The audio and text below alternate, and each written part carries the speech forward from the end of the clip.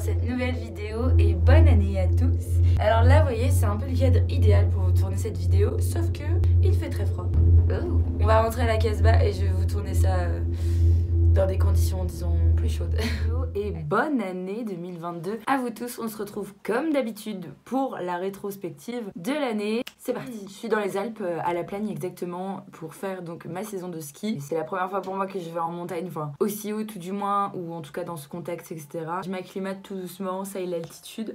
Bref, c'est pas le sujet principal. Pour l'heure, on se retrouve pour dire merci à 2021, bonjour à 2022, et surtout pour refaire le point sur cette année, comme j'adore le faire. On commence tout de suite. Plusieurs choses dans cette vidéo, étant donné que je n'ai pas fait mon bilan des 6 mois de GoGirl, il y a le bilan des 6 mois de Vie Nomade, le bilan de l'année et un petit bonus avec les rituels qui me permettent de commencer mon année. C'est pas des résolutions, hein, qu'on se le dise, mais c'est des petits rituels que je fais parce que ça m'aide à atteindre mes objectifs, donc je voulais les partager avec vous. On va commencer par ce bilan de 6 mois de Vie Nomade. Donc je vous avais fait un bilan des 1 mois que j'ai adoré regarder parce que ça aussi ça fait partie de mon rituel de fin d'année, c'est que je regarde mes rétrospectives ainsi que mes bilans pour faire le point tout simplement et puis pour voir un petit peu l'avancée surtout. Le bilan des 6 mois de Vie Nomade, ça a été ultra rapide, encore plus rapide que ce que j'avais déjà vécu le premier mois. Donc j'ai pas vécu en camion tout du long, mais presque. En tout cas j'ai pas vécu dans mon propre camion tout du long, mais j'ai revécu dans un autre camion entre temps et puis je suis allée d'opportunité en opportunité. J'ai fait que ça et en fait jusqu'à fin octobre début novembre j'ai quand même vécu en camion, donc j'ai presque passé 6 mois en camtar. Et après le reste, je l'ai passé en Bretagne comme vous avez pu le voir dans les GoGirl. Ces 6 mois de Vie Nomade, je suis très heureuse. Toujours d'accord avec ce choix de vie. C'est vraiment comme ça que je veux vivre ma vie. En revanche, j'ai constaté quelque chose, c'est qu'à partir du moment où je me retrouve plus en camion, ou en tout cas que je me retrouve de nouveau dans un cocon avec des habitudes, etc., de nouveau ça va plus trop parce que c'est vraiment pas ce que je veux. On pourrait penser que c'est un point négatif, mais en réalité c'est juste quelque chose qui va venir au final confirmer ce que je veux vraiment. Et ce que je veux vraiment, c'est être soit en sac à dos à l'aventure, soit en camion pour tous les bienfaits que ça m'apporte, que je vous ai déjà dit dans la vidéo du bilan des 1 mois. Si vous l'avez pas vu, je vous invite à la regarder en cliquant juste ici. Ensuite, le bilan des GoGirl. Alors, il ressemble pas à ce que j'avais pensé, mais tout de même, je suis quand même très contente de l'avoir fait. La seule chose qui est différente de ce que j'avais pensé, c'est que j'étais persuadée qu'avant la fin de l'année, je ferais mon gros voyage. Je vous en ai parlé vite fait dans les GoGirl, le Costa Rica ou l'Amérique latine. En arrivant en cette fin d'année, j'avais un petit peu, pas le cafard, mais j'étais un peu triste d'une certaine façon de pas avoir réalisé ça. Mais d'un autre côté, je me dis que rien ne m'empêche de le réaliser en 2022 tout simplement. C'est juste que j'avais vraiment très envie de le faire comme ça, mais de toute façon, l'étape dans laquelle je suis actuellement, c'est-à-dire cette saison en hiver, en station de ski, m'est nécessaire et primordiale pour réaliser ce rêve-là qui est de partir en Amérique latine, en Asie et en Inde. C'est vraiment les 3 pays, continents que je vise. Et pour ça, il faut quand même de l'argent, qu'on se le dise. Il me faut quand même une base, donc ça va me permettre de rebondir et d'atteindre cet objectif. Donc, on reste positif. Je vous avoue que c'est beaucoup plus facile d'être positive en vidéo que d'être positive en vrai. Et c'est encore pour ça que je me dis que c'est vraiment très important que j'oublie pas de faire des vidéos parce que ça me redonne des ondes positives et le smile, ça me remet dans mes croyances en fait, tout simplement. Bref. À chaque fois je le dis, mais c'est tellement vrai et puis ça fait tellement longtemps que je vous ai pas fait de face cam parce que du coup je vous ai fait que des GoGirl ces derniers temps. Donc voilà pour ce bilan de GoGirl, très contente, c'était vraiment un rêve que j'avais envie de réaliser. Il n'empêche que j'ai fait plein de choses que je suis très heureuse d'avoir faites et que j'aurais pas imaginé en fait. Je savais que ça allait prendre comme ça d'un coup, d'un seul et que j'allais devoir me tenir prête. J'avais eu une prédiction en plus dans ce sens, donc c'est assez drôle, qui me disait que j'étais dans un moment de latence et ça c'était au moment où j'ai perdu le camion et la voiture. Je me suis retrouvée dans un moment de latence et genre je savais vraiment pas comment les choses allaient se passer. Le pire était arrivé, entre guillemets, bien sûr c'était pas le pire, mais ce dont pourquoi les gens avaient peur s'est passé, c'est-à-dire me retrouver sans camion, sans voiture, du coup me retrouver vraiment sans domicile fixe, sans rien du tout. Mais j'ai fait confiance à l'univers et j'ai fait confiance à cette prédiction et cette prédiction s'est réalisée tout simplement. C'est que on m'avait dit de me tenir prête parce qu'à tout moment j'allais partir, on m'annonçait pas de retour quoi. Et en effet je suis partie et j'ai fait que enchaîner depuis quoi, avec les vendanges, le road trip en Espagne, Bretagne, maintenant les Alpes, enfin voilà, ça fait que continuer. Je souhaite de tout mon cœur que ça continue comme ça vraiment. Après la station, vraiment je veux prendre mon billet d'avion et partir. D'autant plus que j'ai eu la chance, entre guillemets, d'attraper le Covid et du coup j'ai un pass sanitaire en espérant qu'il fonctionne toujours d'ici là, mais normalement, voilà. Comme quoi, tout doit arriver pour une bonne raison après. Mais bon, retour sur 2021 du coup, sur les grands moments de cette année. Alors ça a commencé avec un cœur brisé, hein, qu'on se le dise. Je vous en ai parlé dans mes vidéos dépendance affective notamment. La dépendance affective en général, je fais vraiment le point quand je sors d'une rupture justement. Ça a commencé du coup avec un cœur brisé, la dépendance affective que j'ai dû voilà, re-rencontrer, revoir et me dire qu'il fallait vraiment que j'arrive à sortir de cette relation toxique. Mais qui m'avait apporté tellement de bonnes choses que c'était vraiment genre une balance qu'à l'époque je n'arrivais pas à faire pencher. J'arrivais pas à me décider, savoir est-ce qu'il y avait plus de bon, est-ce qu'il y avait plus de mauvais. Je sais même pas si à un moment j'ai pris vraiment une décision, je pense que oui. J'avoue que c'est quelque chose qui a continué de balancer encore des mois et des mois et des mois après. Même aujourd'hui, je saurais pas...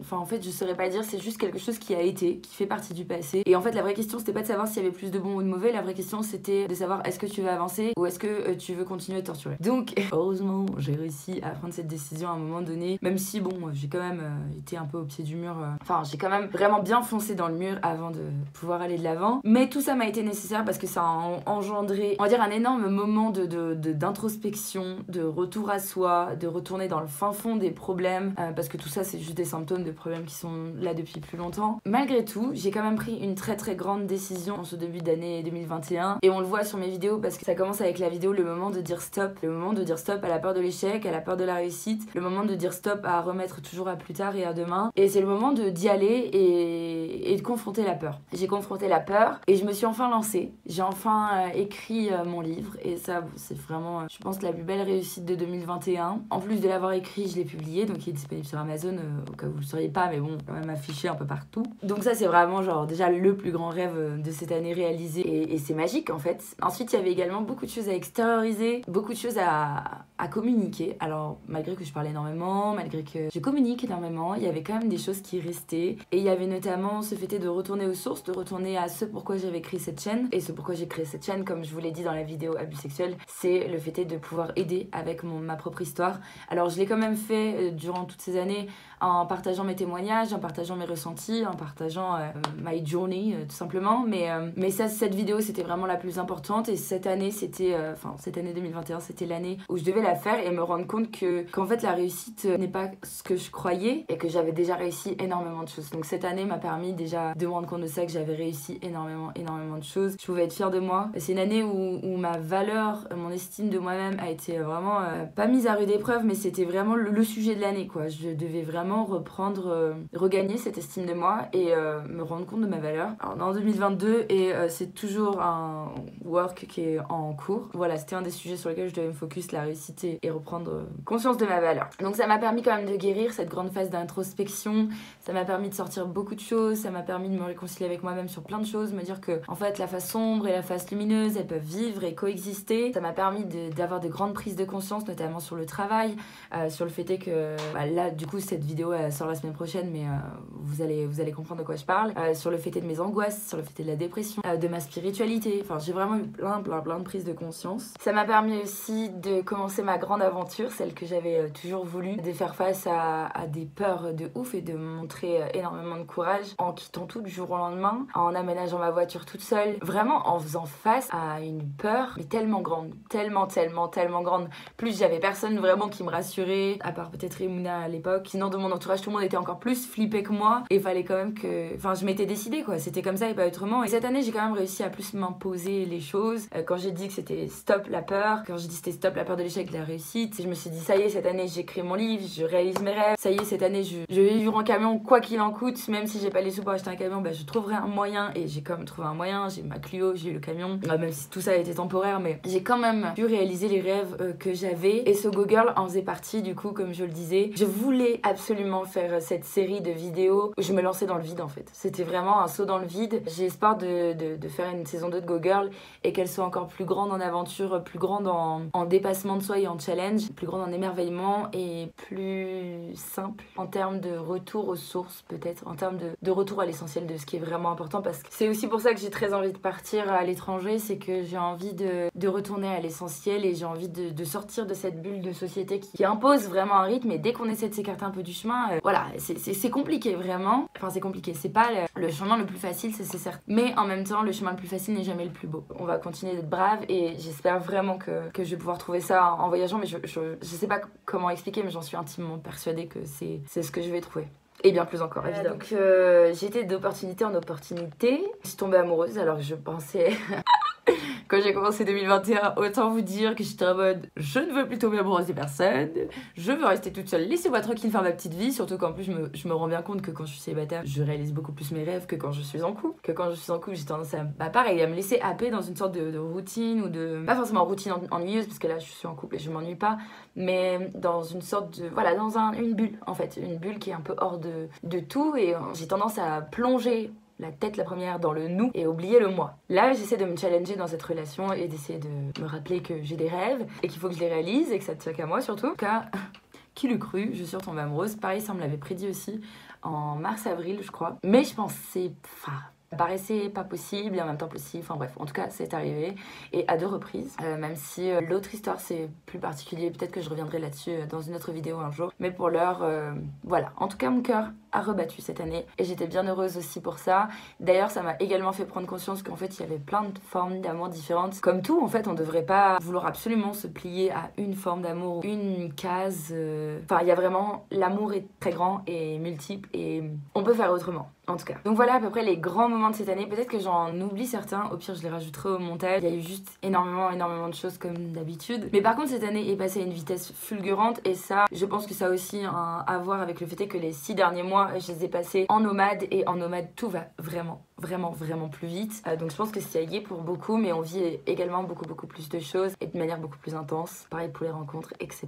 Donc pour finir, j'aimerais vous parler de mes petits rituels. Je vous en ai parlé un petit peu au début de la vidéo. Ça consiste à déjà regarder mes rétros, ce que j'adore faire parce que ça me permet vraiment de faire le point entre la Émilie d'avant, la Émilie d'après. D'ailleurs en regardant celle de 2020, j'étais vraiment pas heureuse dessus. On voit que j'ai le cœur brisé en tout cas, mais j'ai quand même beaucoup d'envie et j'ai quand même cette volonté de m'en sortir et ça m'a beaucoup touchée de revoir ça parce que ça me rappelle que je suis là pour moi et ça me fait beaucoup de bien et voilà, bref. Mon deuxième rituel c'est également d'écrire mes vœux. Alors pas mes vœux, mes résolutions comme vous le savez j'en fais pas, mais mes vœux, c'est-à-dire qu'est-ce que je veux réaliser cette année. Ça très bien marché l'année dernière, donc cette année je refais pareil et s'ensuit une petite planification. Ça pareil, j'ai une vidéo qui explique tout ça en détail donc je vous la remets ici si vous voulez aller voir et réaliser vos rêves. Vraiment ça marche de ouf cette technique et j'aime beaucoup, donc je vous invite à aller regarder. Et également un truc que j'aime beaucoup faire aussi, c'est sur la chaîne de Jean-Yves Espier qui est astrologue et sur la chaîne de Jérémy Beck, je regarde la vidéo des Gémeaux pour l'année 2022 et j'aime beaucoup parce qu'à chaque fois ce qui est dans la vidéo se réalise, ou en tout cas ça me donne un fil conducteur. Ça me permet de garder le moral aussi en me disant qu'il y a des bonnes choses qui arrivent, parce que